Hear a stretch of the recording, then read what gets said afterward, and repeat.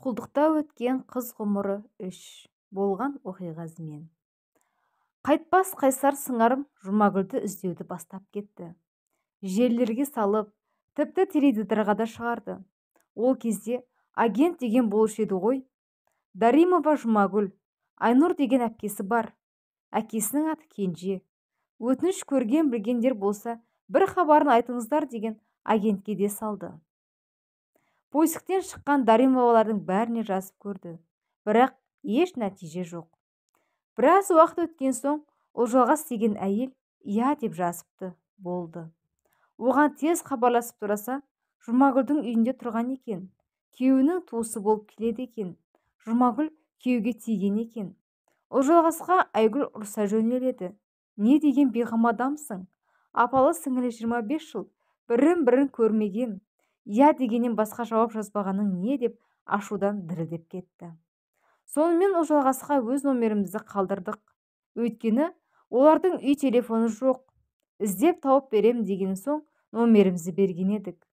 Ертесіне біреу хабарласқанда тұтқаны Айгүл алады ғой. «Саламатсыз ба? Мен Жұмагүлмін ғой» дегенде Айгүл: «Мама, бері келіңдер, Жұмагүл хабарласты, тезірек» деп айғайлап жібергенде бәріміз топырлап тұтқаға жармастық.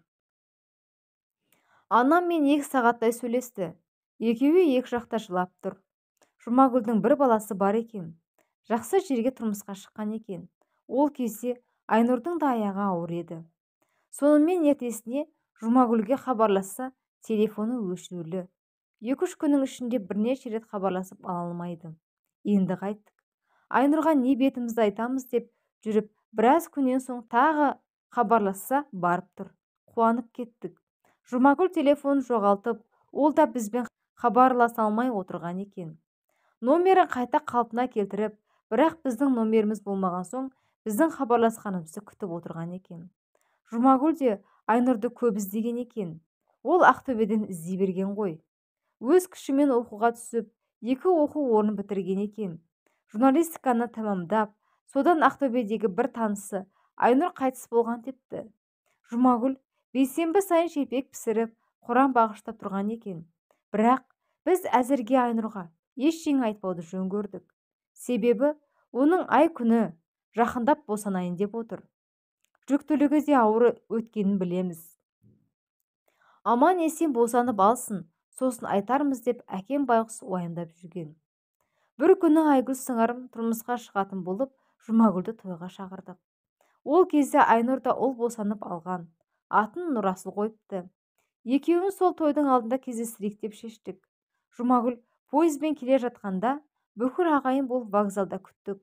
Арасында тілшілер де бар. Айнұр қасымызда тағатсыздана күтіп тұр. Пойыздан түскенде екеуі құшақтасып жылағанда елдің бәрі көздеріне жас алды. Жұмагүл: «Бауырым-ау, тірі екенсің ғой.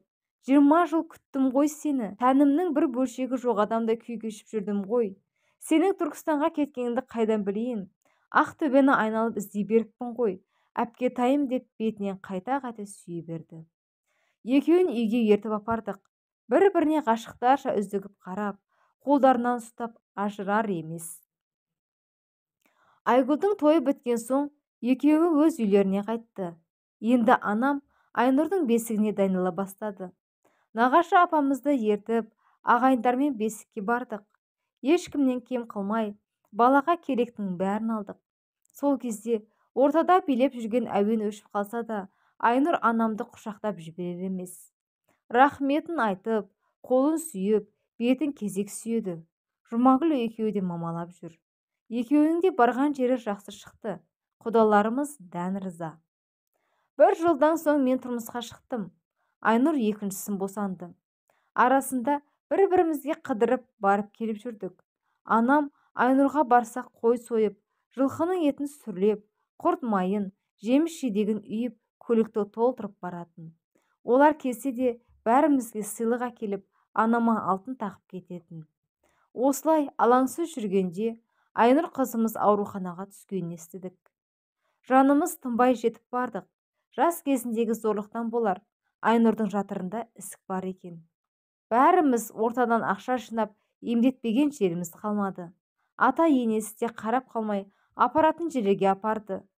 Осы дертпен Айнұр 3 жыл күресті. Жеңе алмады. Айықпас дерт соңында Айнұрды жалмап кетті. Бәріміз қатты қайғырдық. Әсіресе Жұмагүл. Енді ғана тапқан бауырынан айырылып қалды. Қазір Айнұрдың ұлы 7-ші сыныпта, қызы 6-шы сыныпта оқиды. Ата-әжесінің қолында. Әлі де араласып тұрамыз. Менің Айнұрға деген сағынышым басылмады. Күйеуім Құран оқыған сайын Айнұрды қосып айтуды сұраймын. Айнұрдың қайын атасы ақын екен. Әкемнің туған күніне арнап өлең шығарған. Бұл өлеңде Жұмагүлді Айгүл сыңарымның тапқаны жазылмаған екен. Бауырым сонша тер төккенде есімін өлеңге қоспағаны өкінішті. Сонда да құдамызға көп рахмет. Сәрубар құдама, құдалық тарихы. Мен сіздерге таныстырсам, сәрубардай алыпты. Өте үлкен сауап жасап, тәнті еткен халықты. Үйсіз жүрген бір аруды қыздармен жолыққан, ертіп кел деп өз қызындай бауырын алыпты. Көрмеген жан дәмге тойып, киіп жылы көйлекті. Осы әулетте еркін өсіп, осы әулетті бойжетті. Ұзын құлақ сөзін естіп, сол сұлуды ініме келін етіп алсам деген менде ішкі ой кетті. Барып көрсем әп-әдемі жан екен-ау төзімді. Ендігі әке мен болам деп қайрай түстім өзімді. Сонда сәкең қызың менен көп сөйлесіп ақыры аманат деп берді маған жерге шықпай сөзімді. Қызын алып сәкең менен құда болдым бірдемде. Інім ұлды қызды болып күнде думан іргемде. Содан бір күн келін айтты, Жұмка деген сіңілім бар ед. Содан айырылып, мен де детдомда жүргенде. Содан біздер іздеу салдық сіңілісін табам деп.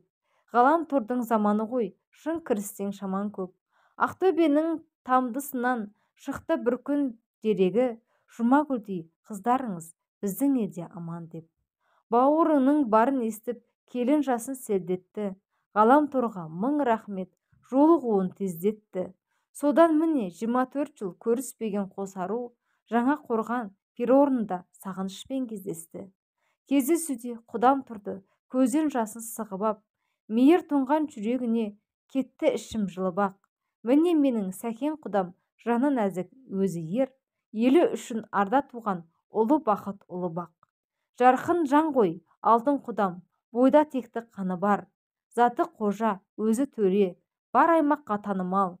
Туған күнің құтты болсын, асыл жарың назыммен, ұрпағыңның қызығын көр, сері құдам сәрі бар.